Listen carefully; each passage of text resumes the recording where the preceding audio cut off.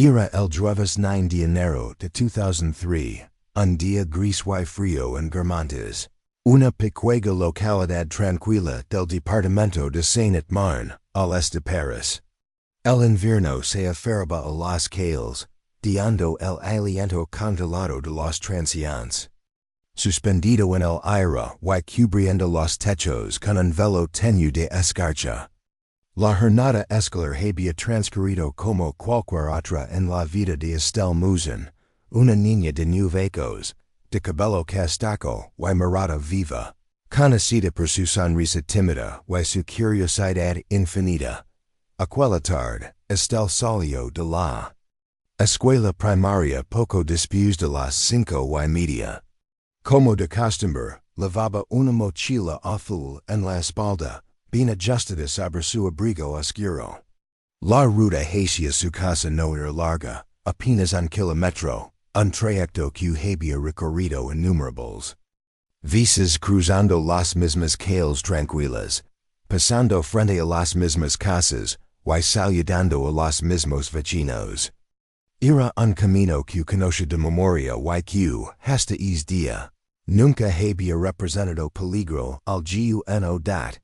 La última persona que la vio con certeza fue la dependiente de una panadería local.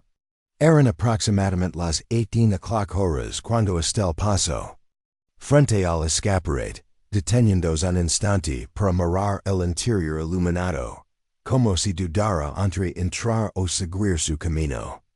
No compró nada. La mujer, ecos más tarde, recordaría aquella imagen con dolor. La figura pequeña de la niña aliándose bajo las emerlenas de las farolas, perdiéndose en la penumbra del invierno, a las 18:15.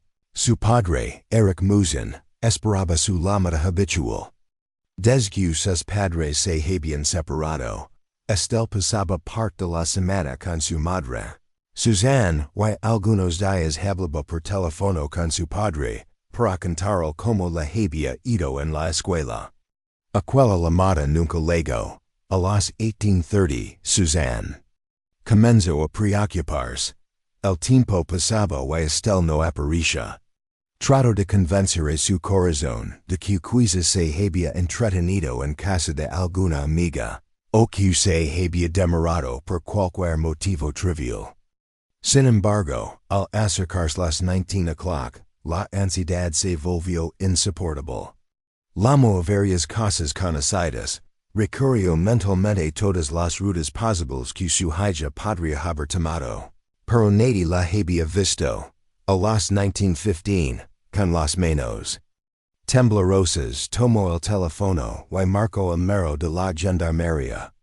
El oficial que contestó escuchó atentamente, formuló preguntas rápidas y cortas, y prometió enviar una patrulla de inmediato.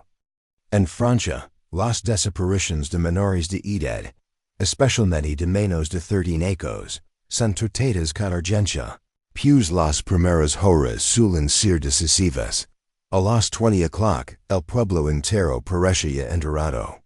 Algunos vecinos se ofrecerán voluntarios para buscar en las calles, otros revisarán cobertizos y jardines. La imagen de Estelle, con su gorro oscuro y su bufanda de rayas, comenzó a circular en los teléfonos móviles y al poco rato, en la televisión local. Las autoridades decidieron pair meticulosamente el trayecto entre la escuela y la casa. Equipos de búsqueda, provistos de linternas y acompañados por perros adiestrados, recorrieron cada calén, cada rincón. Buscaron en los márgenes del río cercano y en las zonas boscosas aledadas. Las temperaturas descendían, el aliento se volvía vapor blanco y las horas se acumulaban sin una sola pista concr. La escena en la casa de Suzanne era de un silencio asfixiante, interrumpido por el constante timbre del teléfono. Amigos, familiares y periodistas llamaban sin cesar. Eric legó poco después de enterarse de la noticia, con el rostro desencajado. Aunque esas diferencias con Suzanne eran conocidas, En ese momento la preocupación por su hija borraba cualquier rencor pasado. A medianoche, la gendarmería tomó una decisión crucial: activar un plan de alerta a nivel departamental. Se imprimieron y distribuyeron cientos de carteles con la fotografía de Estelle, su rostro redondo, su cabello lacio, su expresión inocente. La imagen pronto se convirtió en símbolo de la angustia y la impotencia que comenzaban a invadir no solo a la familia, sino a toda Francia. Mientras tanto, los rumores y las especulaciones empezaban a multiplicarse. Algunos decían haber visto una furgoneta blanca cerca de la escuela esa tarde. Otros mencionaban a un hombre alto y de aspecto extraño merodeando por el barrio. La policía registró esas declaraciones, pero ninguna pudo ser confirmada de inmediato. La madrugada avanzó entre la tensión y el cansancio. Los agentes iban y venían, intercambiando datos, consultando mapas, revisando grabaciones de cámaras de seguridad en las calles cercanas. El nombre de Estelle ya aparecía en los boletines de la radio nacional. A las 3 de la madrugada, los investigadores tenían claro que no se trataba de una simple desaparición voluntaria. Estelle no había discutido con sus padres, no había mostrado signos de querella, y sus amigos aseguraban que había planeado asistir a clase al día siguiente. La hipótesis principal se inclinaba hacia un secuestro. En algún momento, Suzanne, exhausta, se sentó en el sofá con la mirada perdida. Eric se mantenía de pie, incapaz de descansar, repasando una y otra vez la ruta que su hija debía haber seguido. Afuera, las luces de los coches patrulla iluminaban intermitentemente la fachada de la casa, como si la esperanza pudiera ligar con cada destello azul. Cuando el primer rayo de luz del viernes asoma sobre Guermantes, Estelle seguía desaparecida. La primera noche había pasado, y con ella, las horas más valiosas para encontrarla. La maquinaria policial ya estaba en marcha, pero el silencio en torno a su paradero era tan denso como el frío, que calaba los huesos.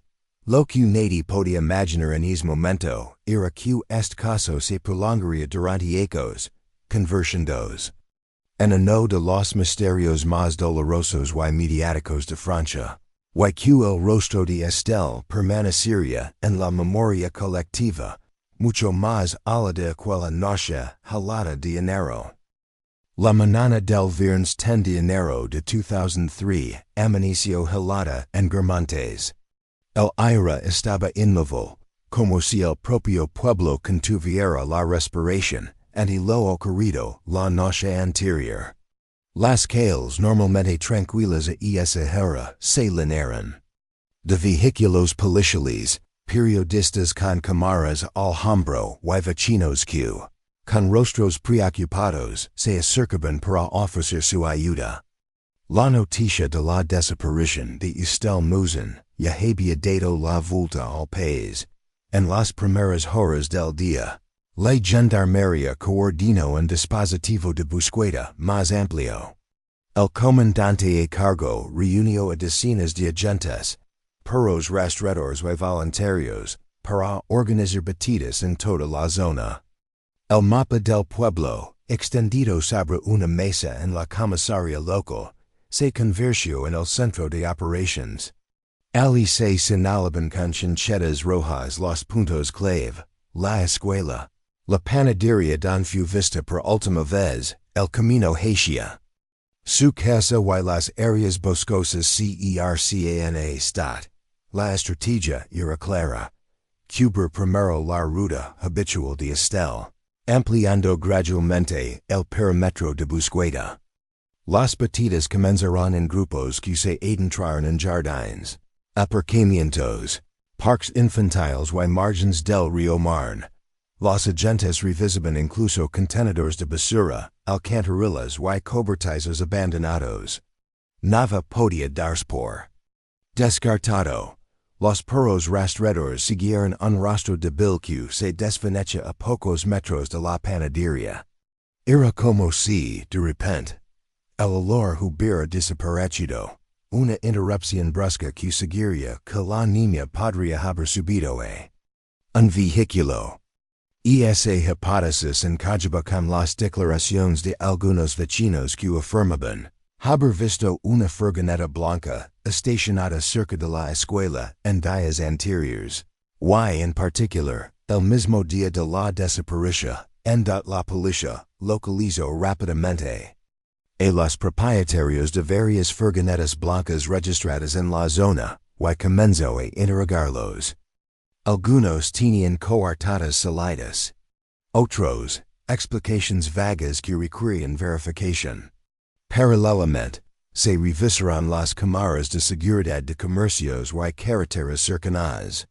Sin embargo, en 2003 la presencia de cámaras no era tan extendida como lo sería hechos después, y gran parte del trayecto de Estelle no estaba cubierto por grabaciones. Mientras tanto, en la escuela, los compañeros de clase recibían la noticia con incredulidad. Algunos recordaban haber visto a Estelle salir tranquilamente la tarde anterior. Otros no lograban precisar si se había detenido a hablar con alguien. Los profesores colaboran con la policía, describiendo su carácter y costumbres. Estelle era una niña aplicada, reservada, que no se aliaba sin avisar. En la casa de Suzanne, el flujo de personas era constante. Familiars, amigos y vecinos entraban y salían, lavando termos de café, mantas y carteles recién impresos. Eric y Suzanne, aunque separados, trabajaban juntos sin descanso. Había llamadas que atender, entrevistas con medios de comunicación, y reuniones con los investigadores. El teléfono fijo no dejaba de sonar, y cada vez que lo hacía, todos contenían la respiración por si se trataba de una pista al caer la tarde del viernes. Las autoridades decidieron ampliar el operativo. Un helicóptero con cámara térmica sobrevoló el área para detectar posibles rastros de calor humano en zonas de difícil acceso. Las imágenes no arrojaron resultados concluyentes, pero mostraron la magnitud de la búsqueda, campos abiertos, franjas de bosque y caminos rurales vigilados min UCIOS, aument la presión mediática crecía hora a hora. Las principales cadenas de televisión enviaron equipos al lugar, instalando cámaras frente a la casa de Suzanne y en la plaza del pueblo. Los periodistas preguntaban por cualquier novedad, y aunque la policía intentaba controlar la información para no entorpecer la investigación, ciertos datos comenzaron a filtrarse. Entre ellos, la teoría de la furgoneta blanca y la posibilidad de que Estelle hubiera sido secuestrada por un desconocido. El sábado 11 de enero, el operativo alcanzó su punto más intenso. Más de un centenar de personas participaban en las batidas. Se revisaron viejas casas deshabitadas, graneros y naves industriales en las afueras. Equipos especializados en rescate acuático peinaron el canal y las orillas del mar, sumergiéndose en aguas frías y turbias en busca de cualquier indicio. No se encontró nada. Ese mismo día se difundió un retrato hablado de un hombre visto por algunos testigos cerca de la escuela. Alto, delgado, con barba de pocos días y vestimenta oscura. Era una pista débil, pues la descripción coincidía con muchas personas y no existen pruebas de que estuviera relacionado con la desaparición. Aún así, se distribuyó a todas las unidades policiales del departamento de familia. Por su parte, hizo un llamado a través de la televisión nacional. Sentados uno al lado del otro, Suzanne y Eric pidieron a cualquiera que tuviera información que se presentara. Apelando y la humanidad de un posible captor. Si alguien tiene nuestra hija, devuélvala. Estelle es una niña buena, no merece estar lejos de su hogar. Las palabras fueron pronunciadas con voz temblorosa, y las imágenes se repitieron en todos los noticieros. Durante la noche del sábado, los investigadores recibieron decenas de llamadas telefónicas. Algunas eran bromas crueles, otras aportaban datos imprecisos o contradictorios. Sin embargo, entre ellas surgieron testimonios más concretos. Una mujer aseguraba haber visto a una niña parecida a Estelle en una gasolinera a varios kilómetros de Guermantes, acompañada por un hombre mayor. Otro testigo afirmaba que, la noche del jueves, escuchó gritos cerca de un camino rural.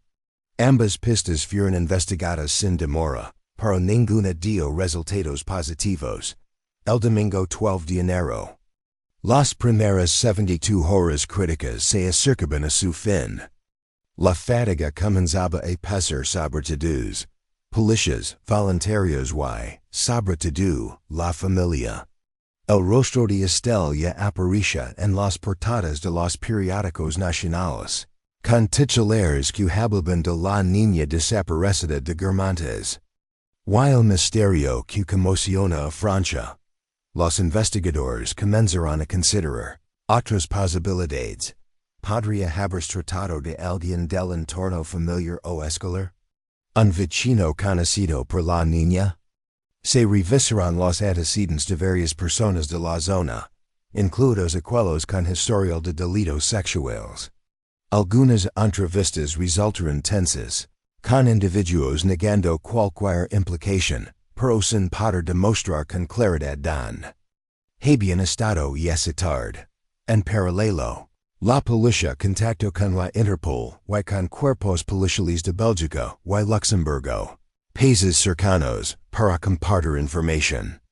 El caso comenzaba a adquirir una dimensión internacional, pues había sospechas de que un secuestro podría haber derivado en un traslado rápido fuera de la región. Sin embargo, a pesar de la magnitud de los esfuerzos, el domingo cerró sin una pista salida. El frío seguía siendo intenso, y cada hora que pasaba reducía las posibilidades de encontrar a Estelle con vida. Para la familia, cada minuto sin noticias era un golpe más, pero también un motivo para no rendirse. Aquellas primeras 48 horas habían transformado por completo a Guermantes. Lo que antes era un pueblo tranquilo se había convertido en el epicentro de una investigación frenética, con calles líneas de policías y periodistas, y con un sentimiento colectivo de miedo y tristeza. La figura de Estelle, sonriendo en las fotos, ya no era solo la de una niña desaparecida. Se había convertido en un símbolo de vulnerabilidad y en fotos, en el rostro de una lucha que apenas comenzaba.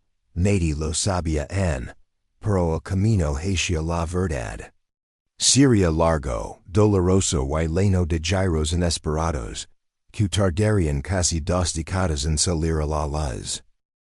Para el lunes 13 de enero de 2003.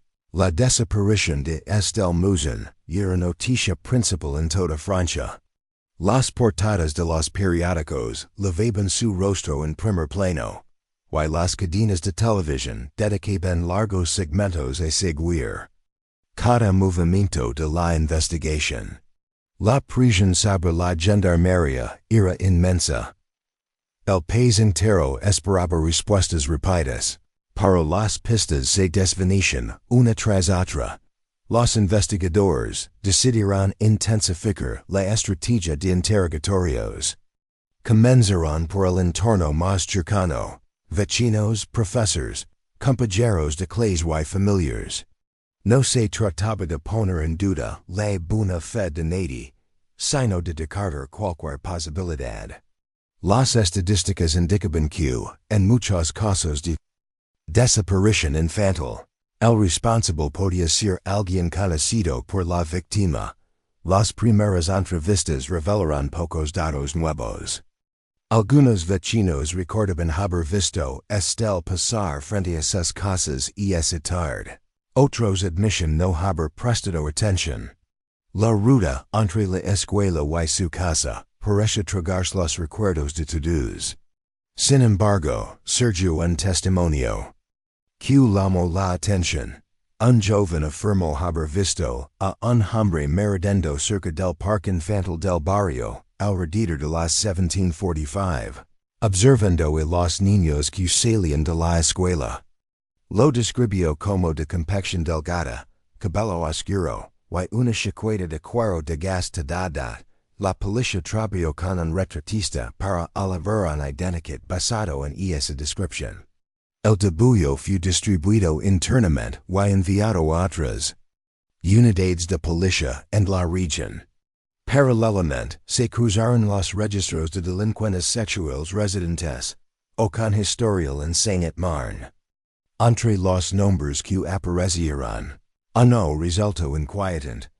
Un hombre de mediana edad que había cumplido condena por agresión a menores y que vivía a menos de 10 kilómetros de Guermantes. Se organizó una vigilancia discreta sobre él. Agentes de paisano lo siguieron durante varios días, observando sus movimientos.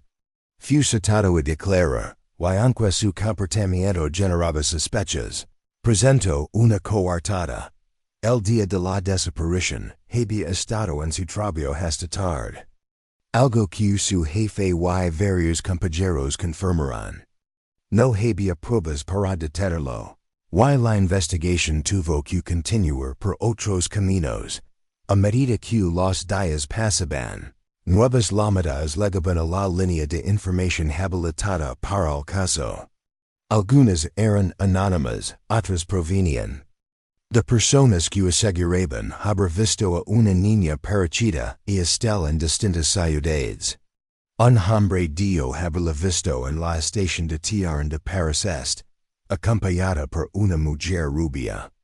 La policía revisó las grabaciones de seguridad de la estación, pero las imágenes eran borrosas y no permitieron confirmarlo. El 15 de enero, una pista movilizó a un equipo entero. Un agricultor en las afueras de Lagny-sur-Marne encontró un gorro infantil en un camino rural. El objeto, de color oscuro y tejido grueso, coincidía con la descripción del que llevaba Estelle. Fue enviado al laboratorio para análisis de ADN. Días después, los resultados fueron decepcionantes. No había restos biológicos suficientes para establecer una correspondencia. Y no se podía confirmar que perteneciera a la niña. En paralelo, la presión mediática comenzaba a generar un efecto indeciso. Falsas confesiones y testigos que buscaban atención. Un hombre se presentó en una comisaría diciendo que había secuestrado y matado a Estelle. Bajo interrogatorio, se descubrió que estaba bajo los efectos de drogas y que no tenía ninguna relación con el caso. Los agentes, conscientes del desgaste que suponía seguir pistas falsas, empezaron a trabajar en dos hipótesis principales. Secuestro por oportunidad. Alguien desconocido aprovechó un momento de vulnerabilidad en el trayecto de Estelle para interceptarla y llevársela en un vehículo. Otro conocido. Una persona que ella conoce y en la que confiaba pudo haberla convencido de acompañarla, evitando así cualquier resistencia. Ambos escenarios implicaban un alto grado de planificación o, al menos, una ejecución rápida y precisa. Si se trataba de un secuestrador al azar, debía haber actuado en cuestión de minutos. Si era alguien conocido, la pregunta era, ¿quién y por qué? La comunidad, mientras tanto, vivía en un clima de miedo. Los padres acompañaban a sus hijos hasta la puerta de la escuela y no los dejaban salir solos. Se organizaban patrullas vecinales para vigilar las calles al caer la tarde. El rostro de Estelle estaba en cada post de luz, en cada escaparate, y en los tablones de anuncios de supermercados. A finales de enero, la investigación recibió apoyo de la Unidad Central de Personas Desaparecidas, que aportó recursos adicionales. Y experiencia en casos complejos. Esta unidad propuso revisar otros expedientes de desapariciones en la región para detectar patrones comunes. Fue entonces cuando algunos nombres empezaron a repetirse, sospechosos itinerantes, con historiales de crímenes cometidos en distintas ciudades y menudo, en contextos similares. Uno de esos nombres era el de Michel Fourniret, un individuo ya conocido por la justicia francesa y belga por crímenes graves. En ese momento, sin embargo, su relación con la desaparición de Estelle era solo una línea marginal en una lista de posibles sospechosos. Los investigadores lo anotaron, pero tenían decenas de otras pistas abiertas. Nadie imaginaba que ecos. Más tarde, ese nombre se convertiría en el eje central del caso. El mes de enero terminó sin resultados tangibles. La familia comenzaba a sentir el peso de la incertidumbre. Las noches eran largas, llenas de pensamientos oscuros y preguntas. Sin respuesta. La casa de Suzanne seguía llena de carteles, recortes de prensa y objetos de Estelle que permanecen intactos, como si en cualquier momento fuera a regresar. En febrero, la policía organizó una reconstrucción pública del trayecto de Estelle. Utilizaron a una niña de edad y estatura similar para recorrer la ruta, desde la escuela hasta la casa, a la misma hora en que Estelle había desaparecido. La idea era provocar recuerdos en posibles testigos que, al ver la escena, pudieran identificar algo que no habían notado antes. Algunos vecinos se acercaron a observar, pero no surgieron nuevas pistas de ECICV. Está con cada día que pasaba, el caso parecía aliarse de una resolución inmediata. Los investigadores sabían que, estadísticamente, cuanto más tiempo transcurría, sin encontrar al menores eran las probabilidades de hallarlo con vida. Aún así, el expediente permanecía como prioridad absoluta. La desaparición de Estelle comenzaba a adquirir un carácter enigmático. No había testigos directos, no había pruebas físicas sólidas, y el supuesto lugar de la interceptación estaba en una zona donde, en teoría, cualquiera que intentara un secuestro corría un alto riesgo de ser visto. Era un crimen cometido en un margen mínimo de tiempo y espacio, lo que lo hacía tanto más inquietante como difícil de resolver. Para la familia Mouzin, el dolor se mezclaba con una determinación férrea, no dejar que el caso cayera en el olvido. Eric y Suzanne continuaban apareciendo en programas de televisión, participaban en marchas silenciosas y mantenían contacto permanente con la policía. Sabían que la visibilidad era su mejor arma contra el olvido, pero en los despachos de la gendarmería, los investigadores comenzaban a enfrentarse una realidad incómoda. A pesar del despliegue masivo y de la atención nacional, el caso estaba al borde de estancarse. El silencio en torno a Estelle se volvía más espeso, y la verdad más lejana. Lo que nadie podía prever era que ecos después, nuevas pruebas y confesiones cambiarían por completo el rumbo de esta historia. Por ahora, en aquel inicio de 2003, todo lo que quedaba era una niña desaparecida. Un pueblo marcado por el miedo y un misterio que parecía impenetrable. El invierno de 2003 se transformó en primavera. Y luego en verano, pero el rostro de Estelle Mouzin seguía presente en los escaparates, en los tablones de anuncios y, sobre todo, en la memoria colectiva de Francia. Aunque las batidas masivas habían cesado, la investigación no se detuvo. La gendarmería mantenía un equipo dedicado exclusivamente al caso, revisando cada pista nueva y reanalizando los primeros días. Para entonces, el expediente de Estelle había crecido hasta ocupar varias calles de archivo. Decenas de testimonios, mapas, fotografías y listas de posibles sospechosos llenaban los meses de trabajo. Cada llamada recibida por la línea de información se registraba y se investigaba, sin importar lo improbable que pudiera parecer. En abril de 2003, la policía francesa recibió una advertencia de sus homólogos belgas sobre un individuo que estaba cumpliendo condena por delitos graves, Michel Fourniret. Era un hombre de 61 años, condenado en 1987 por múltiples agresiones sexuales a menores y liberado en 1989. Tras su liberación, se había trasladado a Bélgica, donde su historial continúa ensombreciéndose. Sin embargo, en ese momento, su conexión con la desaparición de Estelle no era clara. El nombre de Fourniret fue incluido en una lista de posibles sospechosos itinerantes, junto con otros delincuentes conocidos que podían haber estado en Saint-Marne. En enero de 2003, los investigadores anotaron que poseía una furgoneta blanca, detalle que coincidía con las primeras declaraciones de testigos. No obstante, la falta de pruebas directas y el hecho de que estuviera bajo investigación por otros crímenes en Bélgica hicieron que esta pista se archivara provisionalmente. Mientras tanto, la familia Mouzin seguía luchando contra el tiempo. Y el olvido. Eric Mouzin, el padre, se convirtió en un rostro familiar para la opinión pública. Participaba en conferencias, debates y programas de televisión dedicados a la seguridad infantil.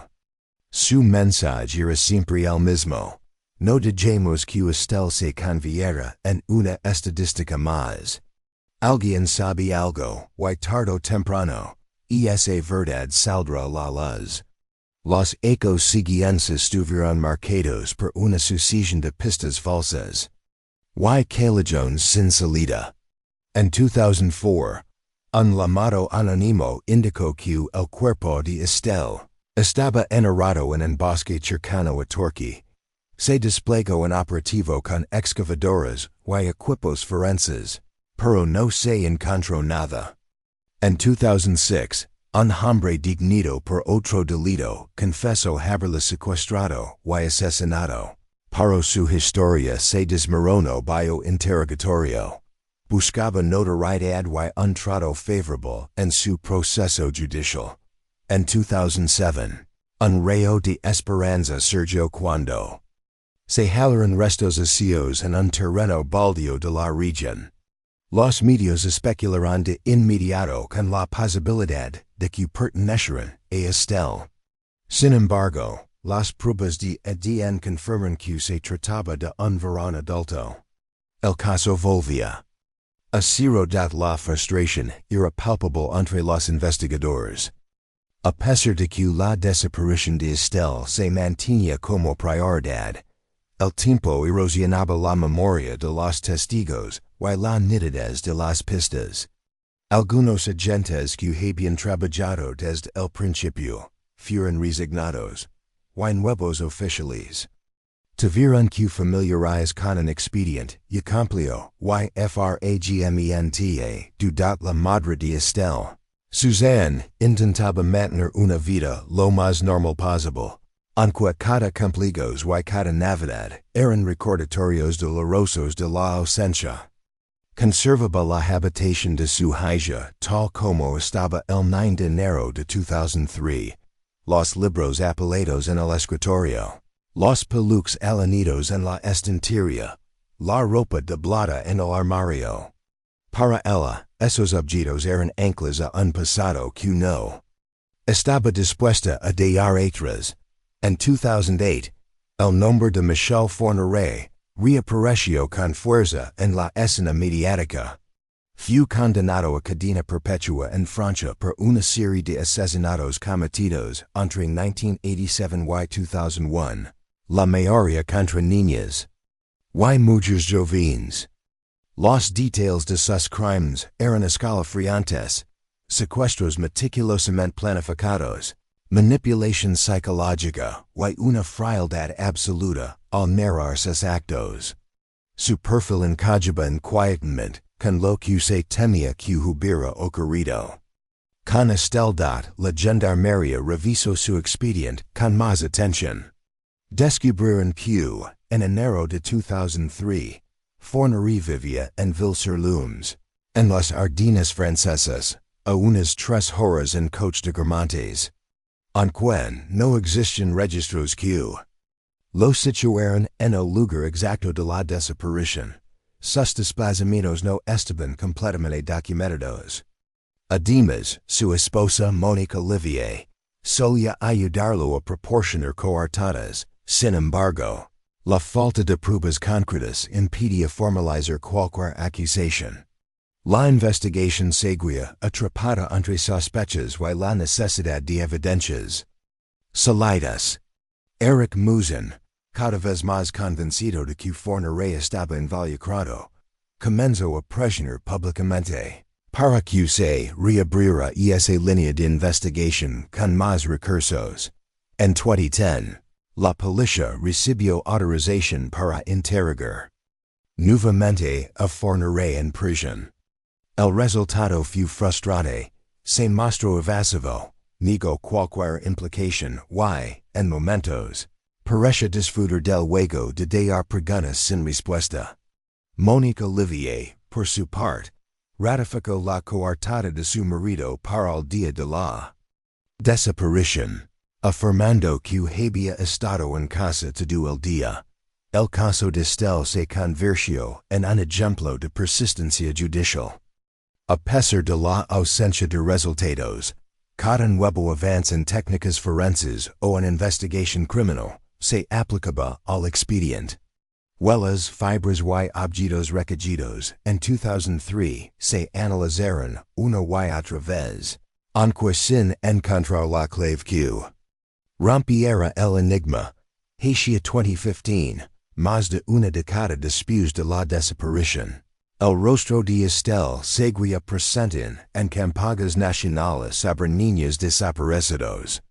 Su caso era mencionado junto a otros no resueltos, como recordatorio de que la justicia, aunque tardía, podía llegar, pero no fue hasta 2018 cuando se produjo un cambio significativo.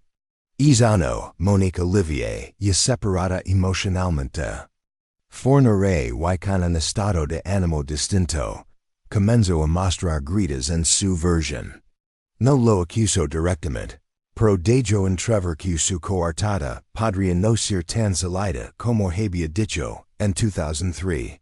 Para los investigadores, aquello fue una señal de que el muro de silencio empezaba a resquebrajarse. Lo que no sabían era que, en los ecos siguientes, esas grietas se abrirían por completo, revelando una verdad que había permanecido enterrada durante casi 2 décadas. A comienzos de 2018, el caso de Estelle llevaba ya 15 ecos abierto, con más de 17.0 páginas de informes acumuladas y una generación entera que había crecido viendo su rostro en carteles y reportajes. Para muchos, la investigación parecía estancada. Para otros, seguía siendo una herida que no podía cicatrizar mientras no se supiera la verdad. En ese contexto, una declaración aparentemente menor agitó las aguas.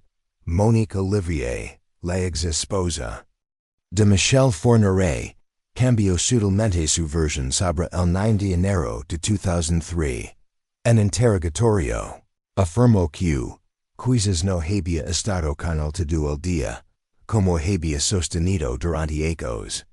No lo acusó de manera directa, pero sus palabras bastaron para que los investigadores detectaran una grieta en el muro de silencio que había protegido a Fornery. La huesa de instrucción sabine caras, conocida por su meticulosidad y por haber reabierto casos complejos, decidió que era el momento de presionar. Solicitó nuevos interrogatorios, tanto a Forneray como a Olivier, y autorizó un análisis exhaustivo de los desplazamientos y comunicaciones del asesino. En serie durante las fechas cercanas a la desaparición de Estelle. En mayo de 2019. El hallazgo de viejas facturas de teléfono y registros bancarios reveló que Forneray había realizado una llamada desde una cabina en la región de Saint-Marne el mismo día en que Estelle desapareció. Aquello derivaba su coartada. El dato, oculto durante más de 16 años entre cientos de documentos, fue una pieza clave para reorientar la investigación. Cuando la huesa confrontó a Forneray con esta información, su actitud cambió. Ya no podía refugiarse en la coartada de su esposa. Aunque no confesó de inmediato, comenzó a dar frases ambiguas, insinuations, como si disfrutara viendo a los investigadores acercarse poco a poco a la verdad. En paralelo, Olivier fue llamada nuevamente a declarar. Esta vez su discurso se quebró. Aseguró que el 9 de enero de 2003, Forneray había salido en la mañana diciendo que tenía que resolver un asunto y que no regresó hasta más tarde. Segnala al volver estaba distinto, más calado de lo habitual, y evitó hablar de donde había estado.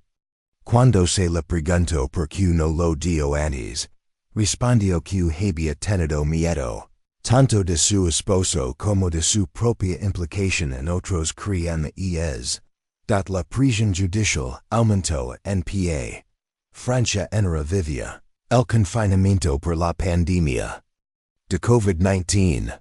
Pero la investigación de Estelle seguía avanzando entre entrevistas a distancia y visitas autorizadas a prisión.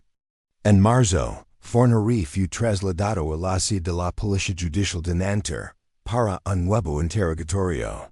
Ali por primera vez dejó de negar su participación. Con una frialdad que heló la sangre de los presentes, dijo: Estelle, sí, creo que puedo haberla cruzado en mi camino.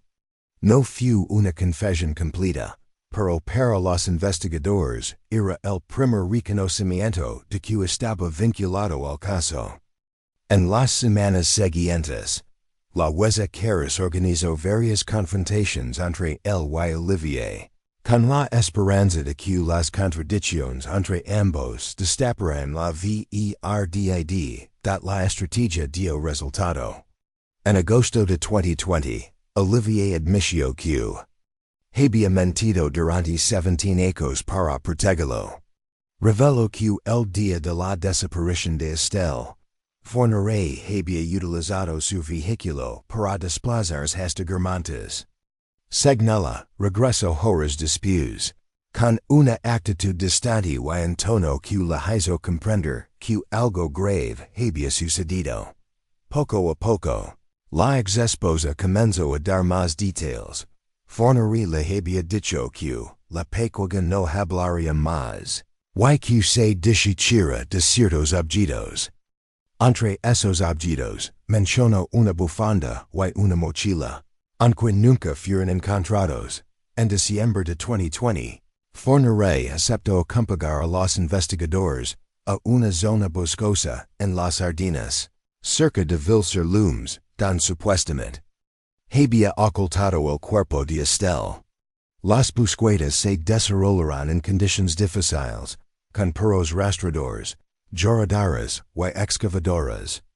Sin embargo, la orografía del terreno, los cambios ocurridos en 17 años y la posible alteración del lugar impidieron encontrar restos humanos. A pesar de ello, la declaración de Olivier y los indicios reunidos permitieron a la huesa enunciar oficialmente que Michel Forneray era el principal sospechoso del secuestro y asesinato de Estelle Mouzin. Por primera vez, el caso parece tener una dirección clara del padre de Estelle.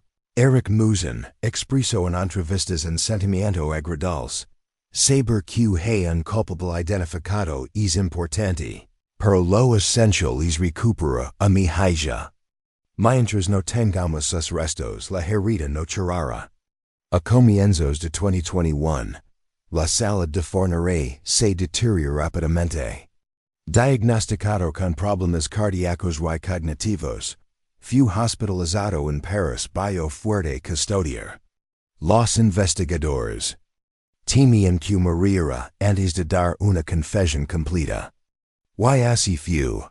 El 10 de mayo de 2021, Michel Fornere falleció a los 79 años, llevando consigo gran parte de los secretos que había guardado durante décadas de su muerte. No cerró el caso.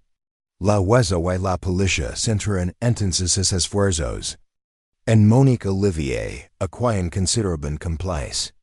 Olivier, quizá consciente de que su destino judicial estaba salado, comenzó a colaborar más.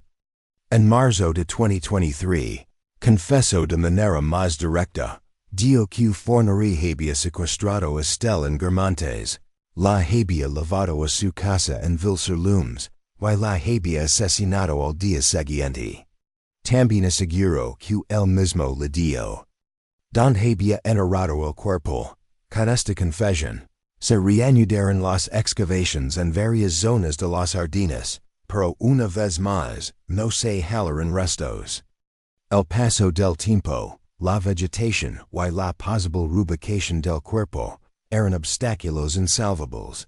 A pesar de la ausencia de pruebas materiales definitivas, el testimonio de Olivier fue considerado lo suficientemente sólido como para imputarla formalmente por complicidad en el secuestro y asesinato de Estelle. El juicio, previsto para los próximos años, promete ser uno de los más mediáticos de la historia judicial francesa, recient, la verdad completa sobre lo que ocurrió con Estelle. Mouzin se resiste, pero su nombre y su historia se han convertido en símbolo de la perseverancia de una familia y de la determinación de la justicia. La lucha de su padre ha inspirado cambios legislativos y mejoras en los protocolos de búsqueda de menores desaparecidos en Francia. En Guermantes, cada año, el 9 de enero, vecinos y autoridades se reúnen para recordar a Estelle. Frente a la escuela donde fue vista por última vez, se deposita un ramo de flores y se guarda un minuto de silencio. Para todos ellos, aunque no haya tumba donde llorarla, la memoria de Estelle sigue viva, esperando el día en que por fin la historia tenga un cierre. La muerte de Michel Fornere en mayo de 2021 dejó una sensación ambigua en Francia. Por un lado, se había ido uno de los asesinos más notorios y temidos de Europa. Por otro, la verdad sobre el destino de Estelle Mouzin parece desvanecerse. Con él, la noticia recorrió todos los noticieros, pero para Mouzin, padre de la niña, aquello no significaba justicia. En declaraciones públicas, su voz quebrada lo resumió en una frase: ha muerto sin decir dónde está mi hija. La cobertura mediática fue intensa. Programas de televisión, documentales y reportajes recordaron los crímenes de Fornere, apodado el ogro de las Ardenas. Se repasaron sus víctimas conocidas, su modus operandi, y se volvió a mostrar la foto de Estelle. Esa imagen que había colgado en muros y farolas desde 2003. Sin embargo, la atención pública no se limitó a la figura del asesino. También se puso bajo la lupa la actuación policial y judicial de los primeros años. En efecto, uno de los temas que más indignación generó fue que Fornere había estado en el radar de la policía, ya en 2003. pero la coartada de su esposa, nunca. Verificada en profundidad, lo había excluido rápidamente. Este error, combinado con la fragmentación de las investigaciones entre Francia y Bélgica, había retrasado la resolución del caso casi 2 décadas. Estelle Mouzin, lejos de rendirse, intensifica su campaña para reformar los procedimientos en desapariciones de menores. Fundó y dirigió una asociación de ayuda a familias en situaciones similares, ofreciendo asesoría legal, apoyo psicológico y visibilidad mediática. Insistió en que las primeras horas tras la desaparición son decisivas, y que cualquier pista debe ser analizada de manera exhaustiva, sin descartar hipótesis por confianza ciega en coartadas no comprobadas. En paralelo, la jueza se bien caras. Consciente de que fornería no podía ser juzgado, centró sus esfuerzos en Mónica Livia. Su papel como cómplice en múltiples crímenes y su participación en la desaparición de Estelle, la conversión en la última pieza viva del rompecabezas. Durante 2022 y 2023, Olivier fue sometida a una serie de interrogatorios en los que, poco a poco, fue revelando más detalles. Describió cómo Fornere había identificado a Estelle como una presa fácil durante un viaje previo a Guermantes. También confesó que el día de la desaparición, él le había llamado para decir que todo había salido según lo planeado. Según su versión, Fornere retuvo a Estelle en su casa en Ville-sur-Lens, y ella misma escuchó a la niña llorar durante la noche. El relato fue escalofriante. Olivier afirmó que al día siguiente Fornere asesinó a la niña y se deshizo del cuerpo en una zona boscosa de difícil acceso. Dijo que había guardado silencio por miedo y por lealtad hacia él, una lealtad que, con el tiempo, se había convertido en una carga insoportable. Sin embargo, las declaraciones de Olivier no resolvían el mayor obstáculo, la ausencia de restos. Por más búsquedas que se realizaran con drones, radares y equipos forenses especializados, el terreno había cambiado tanto en 20 años que la localización exacta resultaba incierta. Los investigadores, no obstante, confiaban en que, aunque no se encontrara el cuerpo, las pruebas testimoniales y circunstanciales serían suficientes para llevarlo a juicio. En la sociedad francesa, el caso de Estelle se convirtió en símbolo de perseverancia y también de advertencia. Programas de sensibilización en escuelas y campañas nacionales para localización de menores desaparecidos usaban su historia como ejemplo de la importancia de actuar rápido. El retrato de Estelle, con su sonrisa tímida y su bufanda, se volvió un icono, y muchos jóvenes adultos confesaban recordar el caso desde su infancia, como una de las primeras veces que habían escuchado hablar del peligro de los desconocidos. La dimensión mediática alcanzó también en la política. En la Asamblea Nacional, se debatieron propuestas para reforzar la cooperación judicial entre Francia y Bélgica, y para crear un protocolo unificado de actuación en casos de desaparición.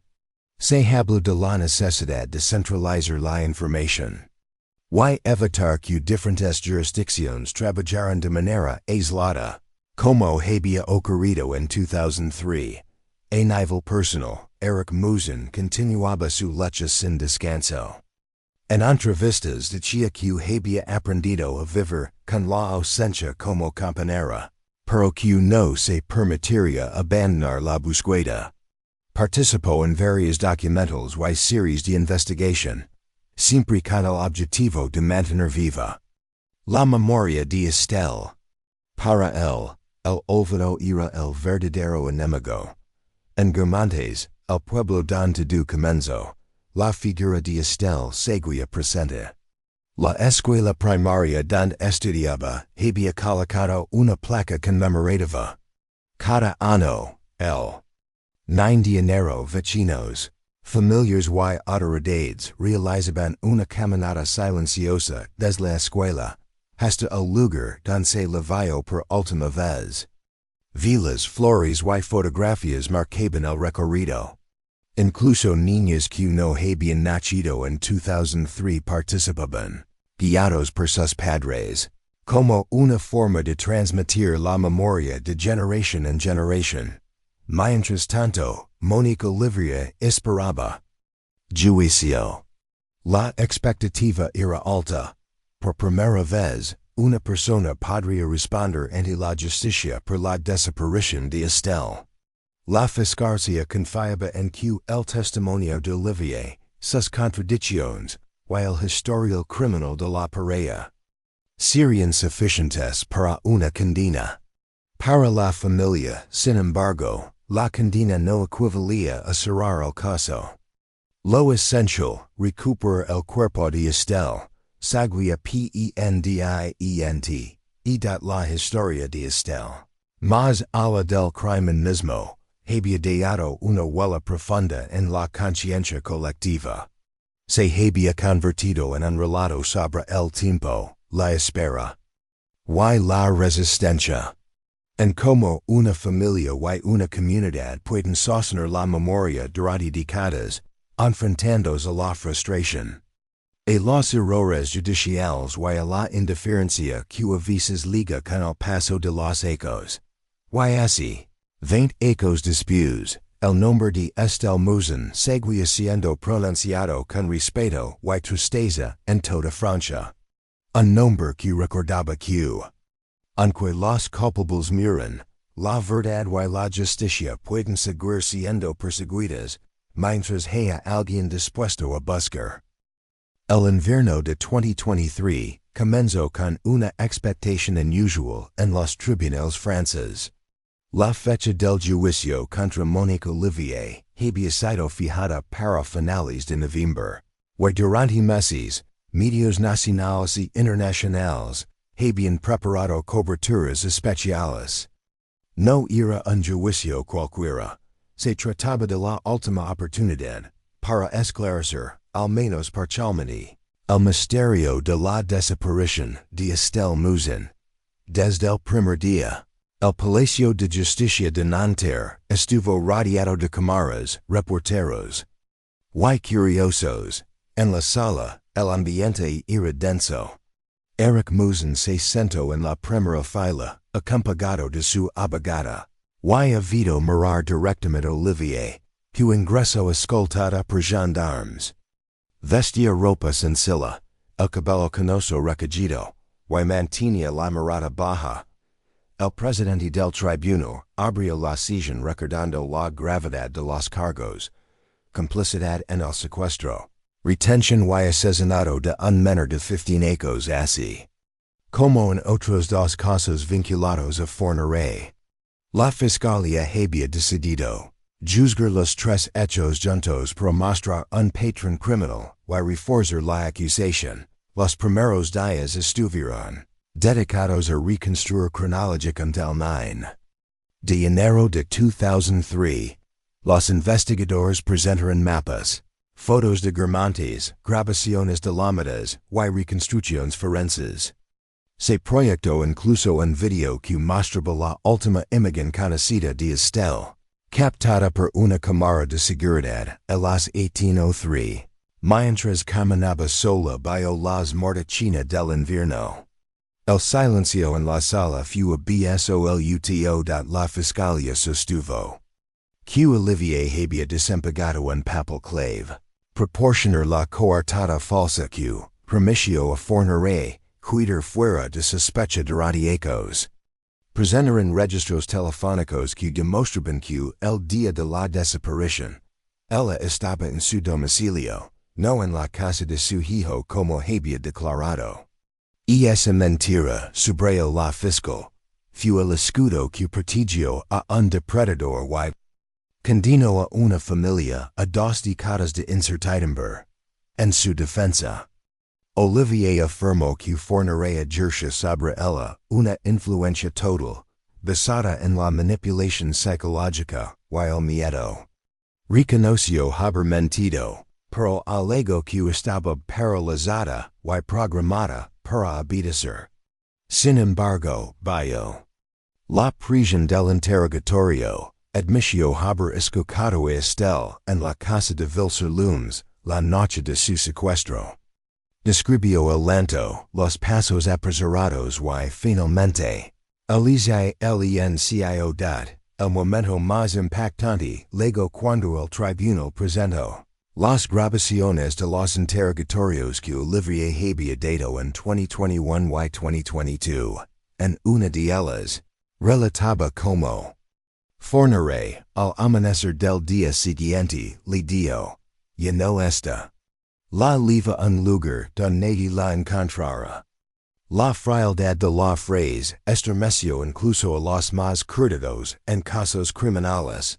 A lo largo del juicio, testigos expertos explicarán el modus operandi de forniré, cómo identificaba a sus víctimas, las engañaba o forzaba para leverselas, y luego ocultaba sus restos en lugares que solo él conocía. Una psicóloga criminalista describió a Olivier como cómplice activa en la logística y pasiva en la ejecución, lo que provocó un debate jurídico sobre la naturaleza de su responsabilidad. Estelle Mouzin tomó la palabra en una de las sesiones más emotivas. Con voz firme, dio, durante 20 ecos, he vivido con una pregunta. ¿Dónde está mi hija?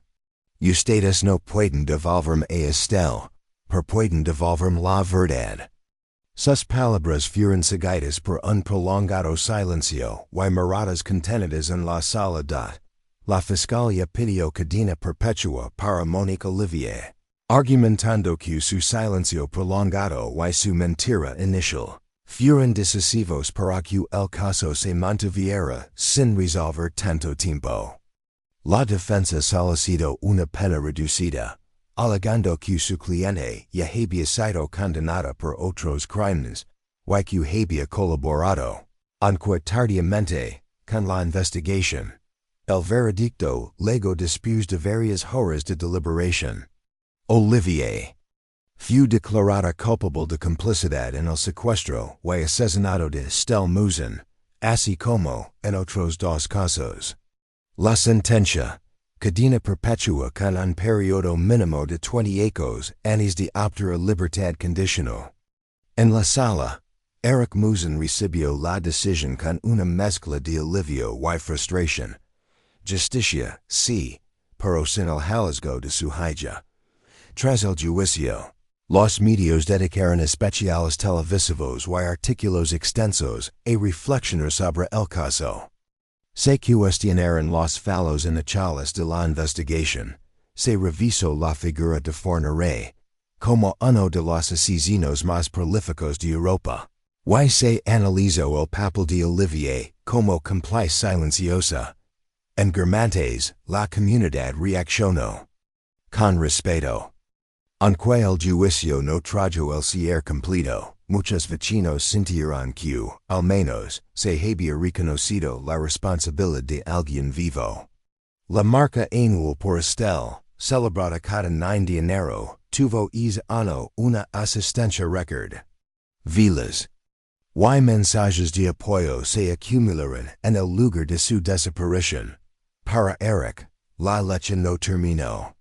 En entrevistas posteriores, reiteró que seguiría buscando el cuerpo de su hija hasta el último día. Participó en expediciones de búsqueda y colaboró con arqueólogos forenses para analizar posibles localizaciones. Aunque las probabilidades disminuían con el tiempo, su determinación no flaqueaba. En la memoria colectiva francesa, el juicio contra Monique Olivier quedó marcado como el último capítulo judicial del caso, pero no el último capítulo humano. Porque, como dijo el propio Eric, la justicia puede cerrar un expediente. El corazón, no. Tras la condena de Monique Olivier, muchos pensaron que el caso de Estelle Mouzin había llegado a su fin. Sin embargo, para Estelle Mouzin y la comunidad que nunca la olvidó, la búsqueda continuaba. La sentencia había reconocido la responsabilidad de la cómplice, pero no había devuelto a Estelle, ni permitido un cierre completo. La incertidumbre seguía latente y cada día que pasaba mantenía viva la herida.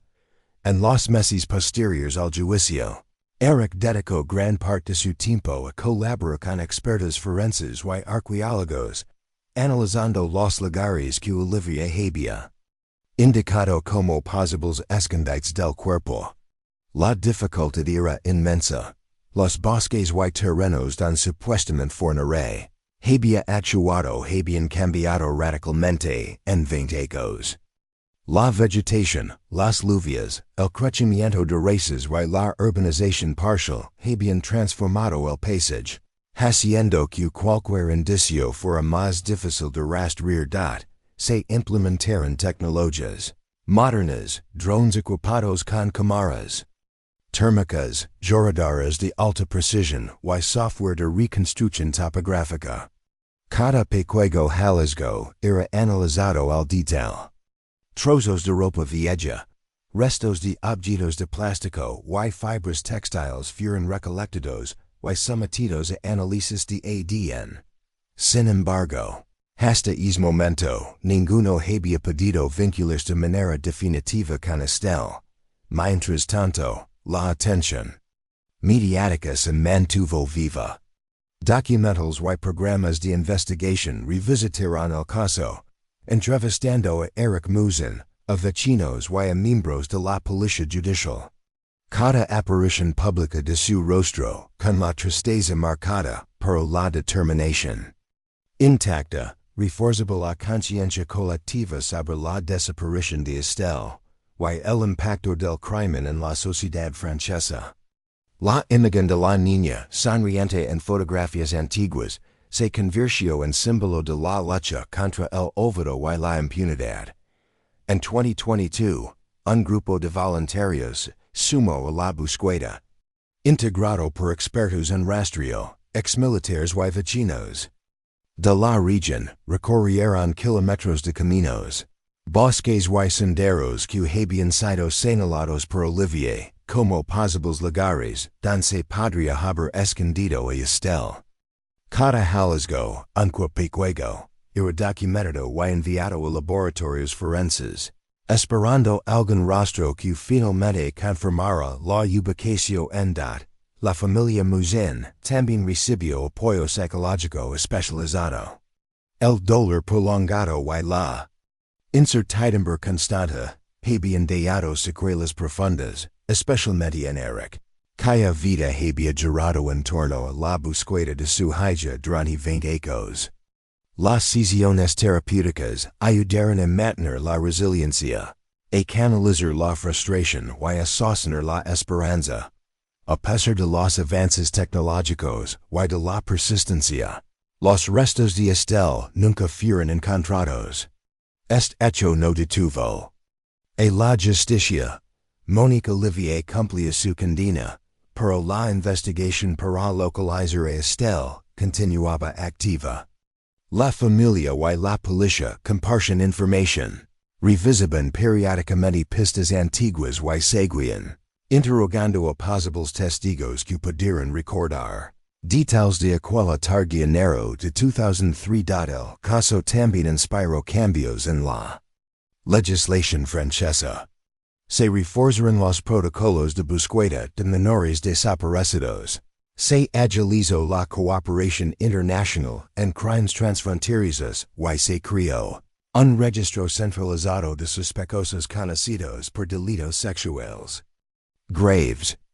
La historia de Estelle se convirtió en un caso emblemático para estas reformas, demostrando que la persistencia y la visibilidad mediática podían generar cambios reales en la seguridad infantil. En Guermantes, el pueblo donde todo comenzó, la memoria de Estelle seguía viva. Cada 9 de enero, la escuela y la comunidad organizaban un acto conmemorativo, se colocaban flores, se incendian velas y se recordaba públicamente su historia. Los padres explicaban a sus hijos la importancia de cuidar de los demás y de denunciar situaciones sospechosas, transmitiendo lecciones de precaución y solidaridad. El rostro de Estelle apareció en murales artísticos, exposiciones fotográficas y campañas de sensibilización en toda Francia. Se convirtió en un símbolo no solo de la injusticia sufrida, sino también de la resiliencia humana. La de una familia que no se rindió, de una comunidad que permaneció unida y de una sociedad que aprendió a proteger mejor a sus niñas. Entrevistas posteriores al juicio. Estelle Mouzin reflexiona sobre el dolor y la esperanza. Nunca tuve certeza de lo que le pasó, y tal vez nunca la tenga. Pero mientras la memoria de Estelle siga viva, hay una parte de ella que sigue con nosotros. Eso es lo que me mantiene luchando. La historia de Estelle también impulsó a organizaciones internacionales a colaborar en la búsqueda de niñas desaparecidos. Su caso se incluyó en seminarios de criminología, cursos de investigación forense y programas de concienciación para familias y educadores. Así, aunque su cuerpo no apareciera, su influencia trascendió, generando un impacto social que ninguna otra desaparición había logrado hasta entonces. Para la justicia y la familia, la búsqueda de Estelle se convirtió en una carrera contra el tiempo y contra la memoria que el paisage baraba lentamente. Cada indicio, cada testimonio y cada avance forense era tratado con máxima prioridad. Aún sin hallazgo tangible, la esperanza persistía, la certeza de que la verdad, aunque parcial, podía seguir reconstruyéndose a través de la perseverancia, la ciencia y la determinación humana. En última instancia, la historia de Estelle Mouzin no era solo un caso criminal, era un recordatorio de que la ausencia no significa olvido, y que la búsqueda de justicia y verdad puede mantenerse viva durante décadas, inspirando cambios y manteniendo la memoria de quienes ya no están presentes físicamente, pero que permanecen en la conciencia de todos. El paso de los hechos transformó la historia de Estelle Mouzin en un relato colectivo. Más allá del caso criminal, se convirtió en una referencia para la conciencia social francesa y europea sobre la protección de los niños. En 2023, 20 ecos después de su desaparición, el país seguía viviendo con la incertidumbre de no haber encontrado su cuerpo, pero con la certeza de que la verdad parcial sobre su secuestro y asesinato había salido a la luz. Los medios de comunicación continuaron narrando la historia con profundidad y sensibilidad. Documentales, series de investigación y artículos periodísticos detallaban no solo los hechos, sino también las emociones de la familia, los errores iniciales de la investigación y la persistencia de los investigadores. Cada cobertura recordaba a la audiencia la importancia de mantener viva la memoria de los desaparecidos, así como de mejorar los protocolos de seguridad infantil. En Paris y en Guermantes, el caso de Estelle también tuvo repercusiones educativas. Escuelas y asociaciones organizaron talleres de concienciación, simulacros de alerta y charlas sobre seguridad. Profesores y psicólogos explicaban a los niños la importancia de denunciar situaciones de riesgo y cómo actuar en contra peligros potenciales. La historia de Estelle se convirtió en una herramienta pedagógica para enseñar responsabilidad, precaución y solidaridad. El impacto emocional en la familia fue profundo y duradero. Estelle Mouzin, aunque físicamente presente, llevaba consigo un dolor que ningún hallazgo judicial podría aliviar por completo. Su lucha constata se convirtió en un símbolo de resistencia y de amor incondicional. A lo largo de los hechos. Participó en conferencias, entrevistas y programas de televisión, siempre con la intención de mantener visible la memoria de Estelle y de aconsejar a otras familias en situación similar y dat la sociedad también reaccionó con empatía y solidaridad. Vecinos, amigos y desconocidos participaron en campañas de recaudación para apoyar la búsqueda de Estelle y otras víctimas de desaparición. Se organizaron caminatas, vigilias y actos conmemorativos cada 9 de enero, fecha que marcaba el recuerdo de la niña y mantenía viva su memoria en la comunidad. Las velas, flores y fotografías en la escuela y el centro de Guermantes se convirtieron en un ritual anual, que reforzaba la conciencia social y el valor de la resiliencia frente a la tragedia. Mientras tanto, la justicia francesa continúa revisando posibles líneas de investigación. A pesar de la condena de Monique Olivier, se exploran nuevos indicios y testigos. La tecnología forense avanzada permitió reanalizar restos óseos, fibras y objetos encontrados en la región de Saint-Marne y en las Ardenas. Cada hallazgo, aunque no concluyente, reforzaba el conocimiento acumulado y mantenía activa la memoria judicial del caso. El impacto mediático también provocó debates sobre la ética en la cobertura de crímenes infantiles. Periodistas y productores. Discusión sobre cómo mostrar la historia sin revictimizar a la familia, equilibrando la necesidad de informar con el respeto hacia el dolor de los involucrados. Muchos destacaron que la historia de Estelle había generado cambios legislativos, protocolos de búsqueda más rápidos y una mayor colaboración internacional en casos de menores desaparecidos. En la esfera política, el caso sirvió como ejemplo de la necesidad de reformas en seguridad infantil.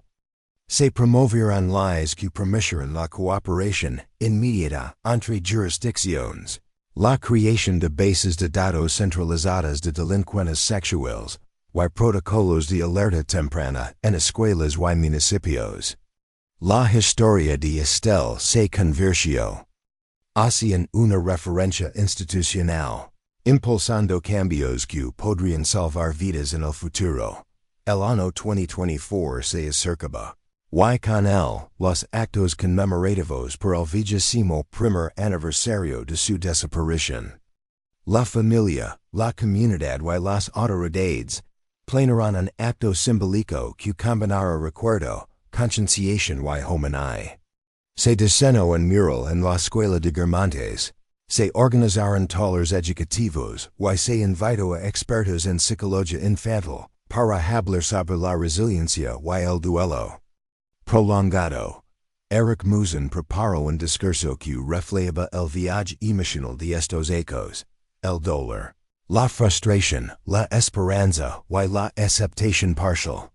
Reconoció que nunca recuperaría a su hija físicamente, pero que su memoria podía seguir guiando la lucha contra la injusticia y la indiferencia.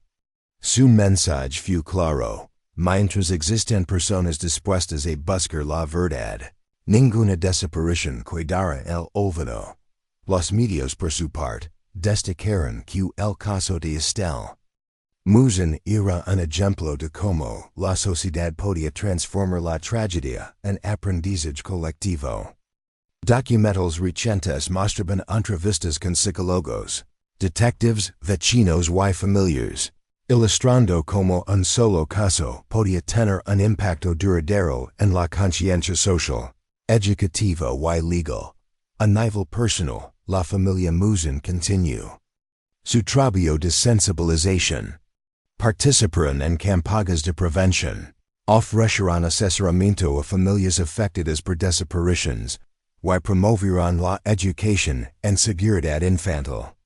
La historia de Estelle se convirtió en un símbolo de acción y resistencia frente a la adversidad, demostrando que la memoria y la justicia pueden mantenerse vivas, incluso cuando los hechos concretos no han sido completamente resueltos. El 21º aniversario se celebró con emotividad.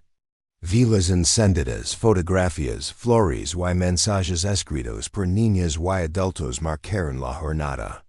La comunidad recordó no solo a Estelle, sino a todas las víctimas de desapariciones, reforzando la importancia de la vigilancia, la solidaridad y la acción colectiva.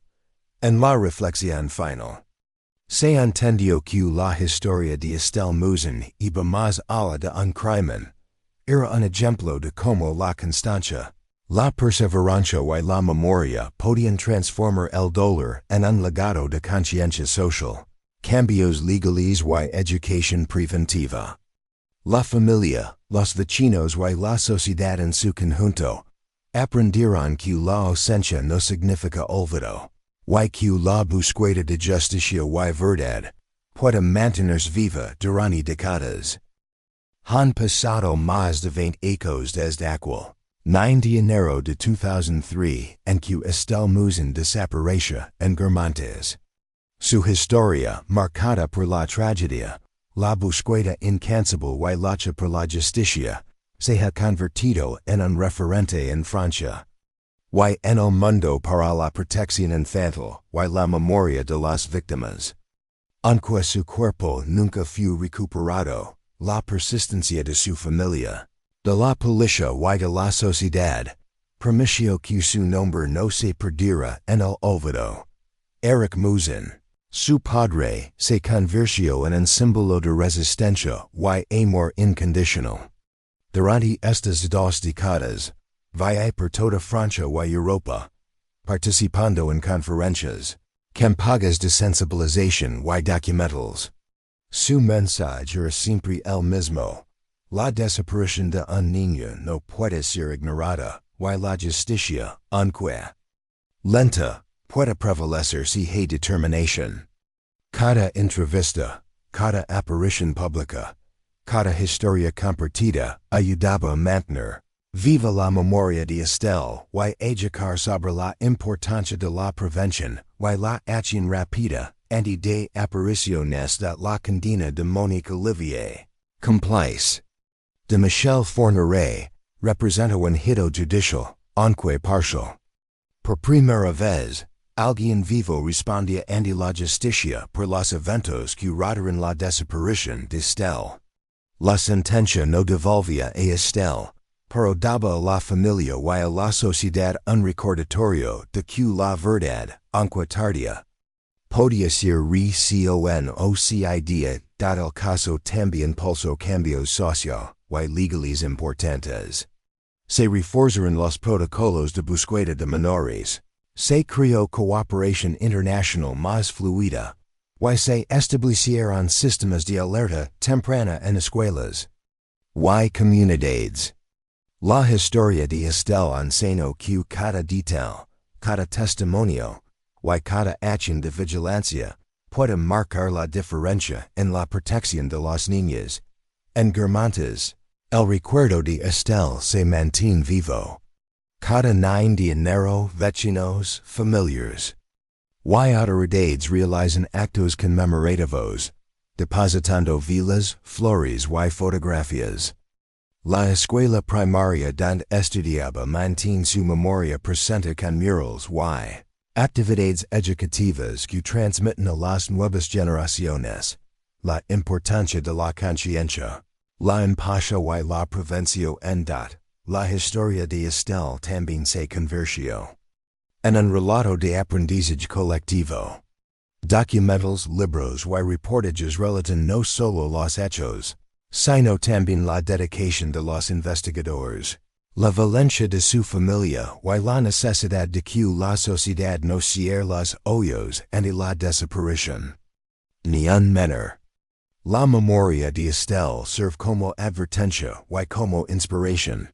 La perseverancia, La solidaridad y la búsqueda de justicia pueden sostenerse durante décadas. Para la familia Mouzin, la lucha continua, aunque de una forma diferente. Cada acto educativo, cada charla de concienciación y cada esfuerzo por mejorar los protocolos de seguridad infantil es una manera de honrar la memoria de Estelle. Su ausencia física no ha impedido que su historia transforme vidas, inspire cambios y genere conciencia.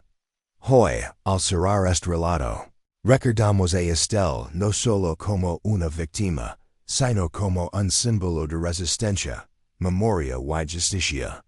Su historia nos recuerda que la pérdida de un niño deja cicatrices profundas, pero que la acción colectiva, el compromiso de la justicia y la fuerza del amor pueden crear un legado que perdura en la sociedad asterisk. Gracias por acompañarnos a lo largo de este viaje y por mantener viva la memoria de Estelle Mouzin. Cada minuto invertido en conocer su historia ayuda a crear conciencia sobre la importancia de proteger a las niñas y de nunca olvidar a quienes han de espa, rekido. No olvide suscribir, dar me gusta y compartir. Para que más personas conozcan el caso y lucha de su familia. Tu apoyo contribuye a mantener viva la memoria de Estelle y a educar a la sociedad sobre la prevención de desapariciones infantiles. Gracias por mirar, por recordar y por ser parte de este legado.